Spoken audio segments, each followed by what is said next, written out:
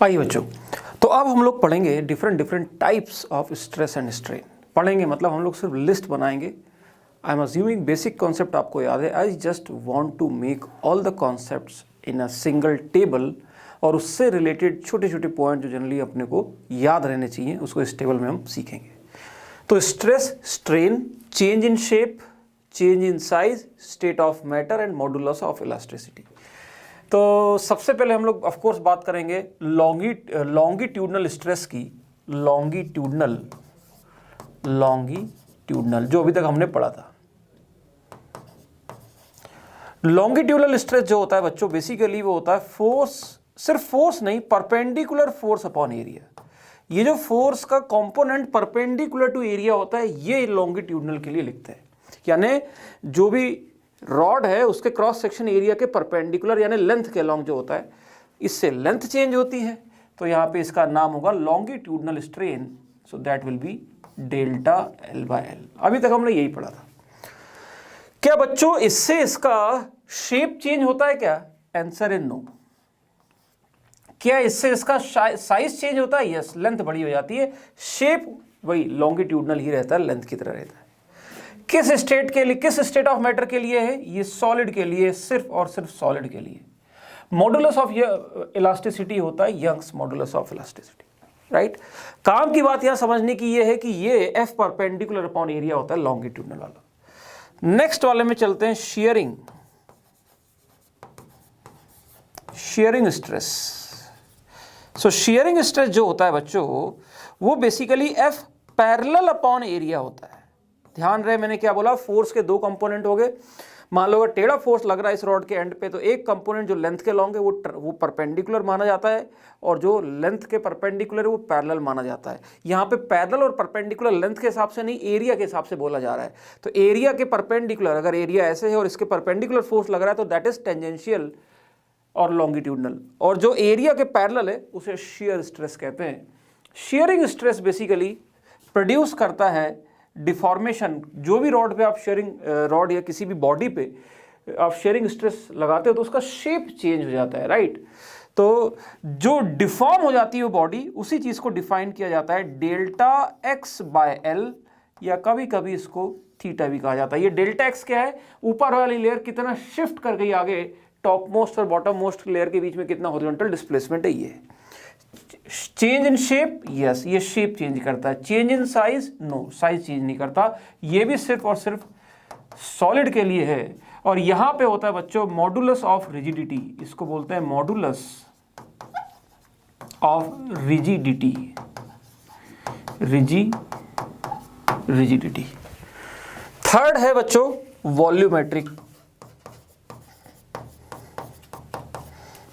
Volumetric stress, that is delta P. ये बच्चों इस चीज को मैं थोड़ा डिटेल में बोलना चाहूंगा, ये काफी काम आएगा। This is excess pressure, extra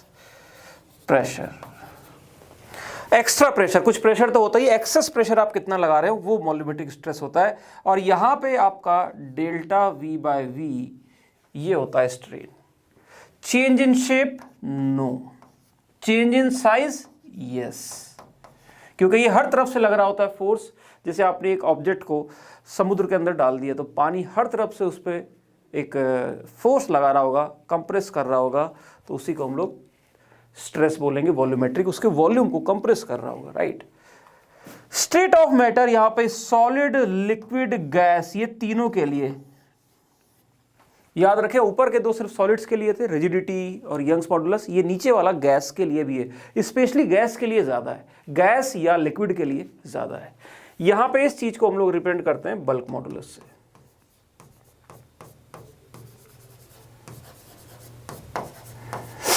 right.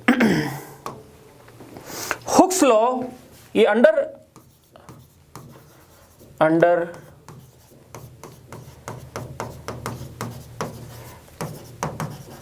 Proportional limit हमें पता है, जो हमारा हुक्स लॉ है,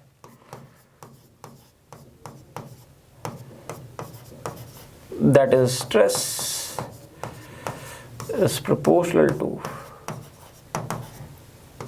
स्ट्रेन और जो प्रोपोर्शनलिटी कांस्टेंट है वो एज इट इज या इन सब के लिए वैलिड एप्लीकेबल है। यानी अगर आप देखेंगे F perpendicular upon area will be equal to gamma times delta L by L. Second, F parallel upon area will be equal to G times delta X by small L या G times theta. Third, ये third वाला formula ज़्यादा कीमती है तुम्हारे लिए, that is B is equal to delta P excess is basically minus B times delta V by V।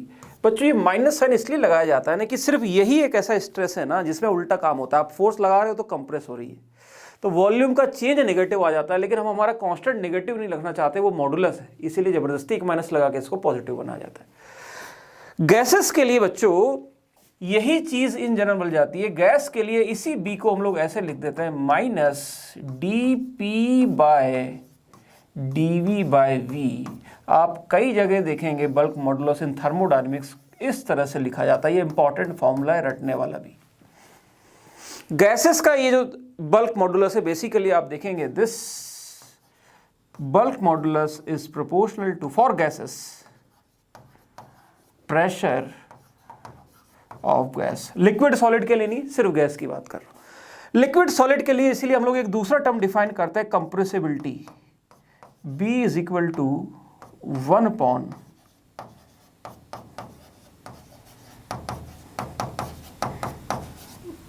Compressibility, ability to compress, right. तो ये डिफरेंट टाइप की चीजें हैं। आइए इनके ऊपर 2-3 कुछ नोट लिखते हैं, फिर उसके बाद आगे बढ़ते हैं।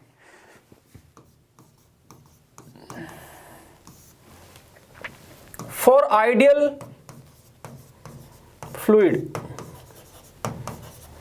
बल्क मॉडुलस जो होता है बच्चों इनफाइनाइट, और उसका जो रिजिडिटी होता है वो 0, याद रखना है।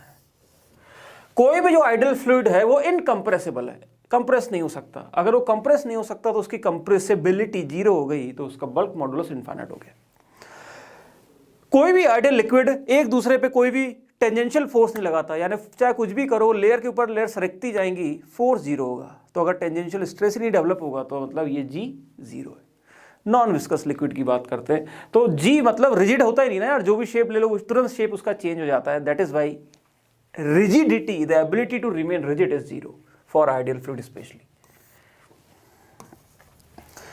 जनरली बच्चों जो ये जो रिजिडिटी कांस्टेंट है generally this is Young's modulus का 1/3 होता है, याद रखना है। नॉर्मली कुछ मटेरियल्स के थोड़ा कम ज़्यादा हो सकता है, बट नॉर्मली सॉलिड्स के लिए स्पेशली ऑब्वियस सी बात है जी सॉलिड्स के लिए डिफाइंड है। जनरली आप ये रिकमेंड देखोगे, बाकी इन जनरल आप ये याद रख सकते हो कि किसी भी सब्सटेंस का जो यंग्स मॉडुलस है उसके मॉडुलस ऑफ रिजिडिटी से हमेशा बड़ा होगा, यानी उसको खींचना मुश्किल है, उसका शेप चेंज करना आसान है, दूसरी शब्दों में। थर्ड, जो बच्चों modulus of rigidity of liquid होता है और सॉलिड होता है वो मिलियन टाइम छोटा होता है, तो हम लिखेंगे जरूरत भी नहीं है, मतलब 0 ही होता है तो उसका जी लिखने की जरूरत भी नहीं होती। हमने बोल ही दिया मैंने जी 0 होगा लिक्विड के लिए। बल्क मॉडुलस जो है, अच्छा ये जो यंग्स मॉडुलस और ये जो मॉडुलस ऑफ रिजिडिटी है ना, ये टेम्परेचर के साथ घटते हैं। मतलब अगर आप टेम्परेचर बढ़ाओगे तो मुलायम होता जाता है, right. If you increase the temperature, ये दोनों ही घटते हैं। मोमबत्ती को गल के लिक्विड बन जाती है, राइट। तो टेम्परेचर बढ़ाने से ये जो वाई और गामा जी हैं ये सॉलिड सब्सटेंसेस के घटते हैं, याद रखना है। मोमबत्ती का एग्जांपल बड़ा अच्छा है, वो लिक्विड बन जाता है। सोचो पहले सॉलिड है, तुमने गला दिया, गर्म टेम्परेचर बढ़ा दिया तो वो खत्म ही हो जाता है उसका जी। Bulk modulus of gas is much less than bulk modulus of liquid which is less than bulk modulus of solid. ये भी ध्यान रखना, गैस का बल्क मॉडुलस बहुत ही कम होता है। रादर ये लगभग 10 की पावर 3-4 टाइम्स होगा, और ये 10 की पावर मतलब ये 10 की पावर 3-4 टाइम्स है, तो ये 10 की पावर 9 टाइम्स है। आप इस तरह से मान सकते हो। इतना फर्क है, 9 में लिखा हुआ है, right. Bulk modulus of gas, अभी मैंने डेफिनेशन भी लिखी थी, that is -v times dp/dv होता है। और प्रेशर और ये वॉल्यूम पे अगर आप ध्यान से देखोगे तो it is proportional to pressure of gas. Gas के प्रेशर पे डिपेंड करता है, और अगर प्रेशर पे डिपेंड कर गया तो टेम्परेचर पे भी डिपेंड कर गया। तो ये बल्क मॉडुलस, इस पे ध्यान रखना है। और यही नहीं बच्चों, ये एक्चुअली में ये dp/dv जो है ना, प्रेशर और वॉल्यूम में जो रिलेशन है, ये प्रोसेस पे भी डिपेंड करता है। जैसे bulk modulus for isothermal process, क्योंकि गैस का अगर वॉल्यूम चेंज हो रहा है तो गैस के वॉल्यूम के चेंज में प्रोसेस इंपॉर्टेंट हो जाता है कि किस कंडीशन में वॉल्यूम चेंज हो रहा है, आइसोथर्मली, आइसोबारिकली। तो बल्क मॉडुलस हर एक कंडीशन का अलग होगा। मान लीजिए अगर वो आइसोथर्मली चेंज हो रहा है उसका वॉल्यूम, तो वहां का जो बल्क मॉडुलस होगा वो एब्सोल्यूट प्रेशर के बराबर होता है। और अगर एडियाबेटिकली चेंज हो रहा है तो उसी गैस के लिए bulk modulus gamma times absolute pressure होता है। तो ये भी आप चाहो लिख लो, वैसे आगे ये चीज आएंगी। Bulk modulus for isothermal process is basically absolute pressure of the gas, and bulk modulus for adiabatic process of gas is gamma times pressure. इस चीज को आप लोग देखते हैं जनरली लाप्लास करेक्शन, जो स्पीड ऑफ वेव लिखते हैं ना, जो वेव साउंड वेव ट्रेवल करती है तो वो गैस का कंप्रेशन और रेयरफेक्शन होता है। तो ये वहाँ पे जो बल्क मॉडुलस का एक्सप्रेशन आता है उसमें P न्यूटन साहब ने किया था, लेकिन लाप्लास साहब ने करेक्ट किया था कि नहीं, गैस का कंप्रेशन एडियाबेटिक प्रोसेस है, तो वहाँ पे बल्क मॉडुलस की वैल्यू गामा टाइम्स P आती है। ये आएगी यहीं से ही, इस डेफिनेशन से, राइट। तो ये इंपॉर्टेंट हो जाता है बल्क मॉडुलस में, इस तरह से चीज़ें रिलेट होने के लिए। और भी देखिए, तो बच्चों बेसिकली मास होता है डेंसिटी इनटू वॉल्यूम, राइट। तो अगर मैं यहाँ पे एरर एनालिसिस वाला कॉन्सेप्ट लगाऊं तो डेल्टा m/m हो जाएगा delta rho by row plus delta v/v, right. ये डेल्टा m/m तो 0 होता, अभी मास थोड़ी चेंज हो सकता है। तो यहां से आप देख सकते हैं डेल्टा v/v को मैं लिख सकता हूं minus times delta rho by rho, right. इस चीज को अगर मैं डाल दूं यहां पे बल्क मॉडुलस की value, that is minus v times minus delta p by delta v/v, इस चीज को मैं यहां से लिख सकता हूं डेल्टा रो बाय रो। ये रो डेंसिटी है, याद रहे। So it can also be written as V is equal to plus delta P, this is the excess pressure upon delta rho, change in density upon original density. This is the excess pressure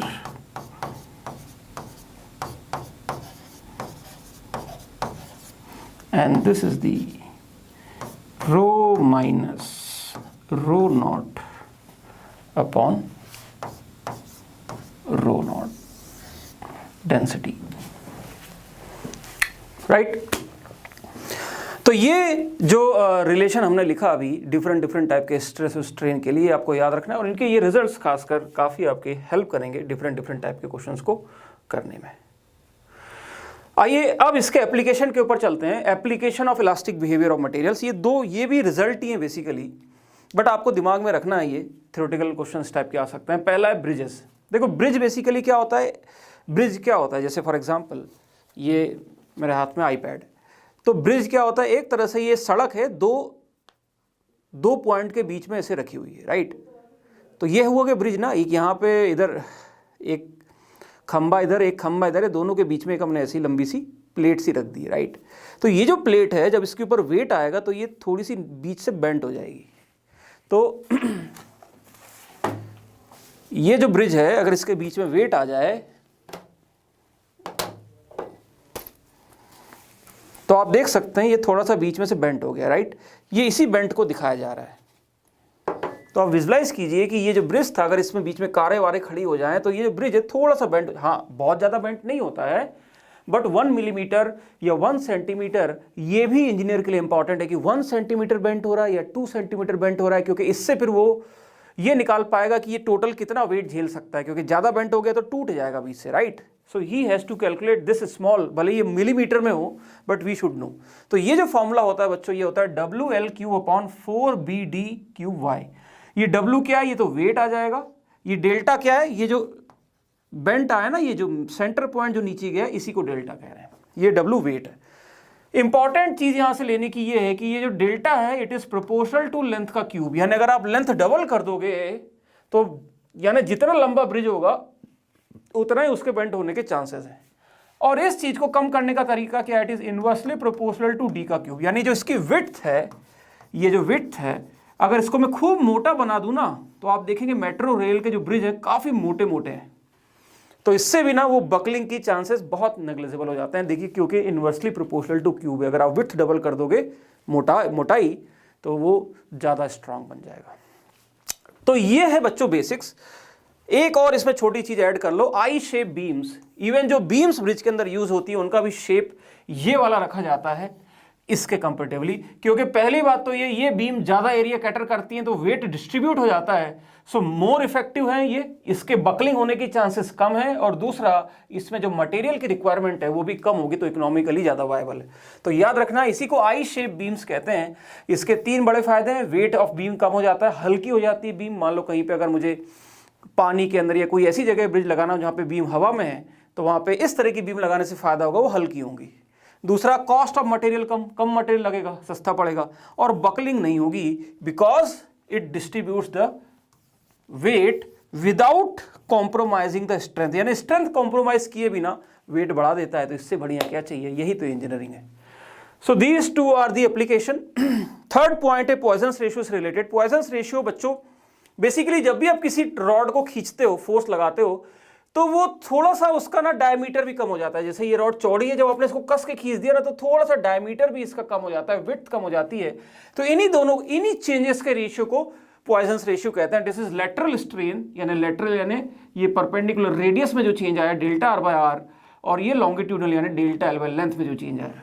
तो Poisson's ratio is defined as negative of lateral strain to the longitudinal strain. बस definition याद रखो, सीधा ये exam में ये definition ही आ सकती है। नेगेटिव साइन होता है, ध्यान रखना यहाँ पे। ये डेल्टा आर बार क्या है, change in radius, that is the lateral strain, and this is fractional change in radius, and this is fractional change in length, right. ये दोनों एक दूसरे के साथ डिवाइड हो जाती हैं। It's a unitless and dimensionless constant. इसकी वैल्यू 0.5 से -1 के बीच में लाई करती है। That's all for Poisson's ratio, and this is how we complete the theoretical concepts, theoretical points about solids. आइए अब इनके ऊपर बेस कुछ 2-3-5 क्वेश्चन कर लेते हैं, and this chapter will be over.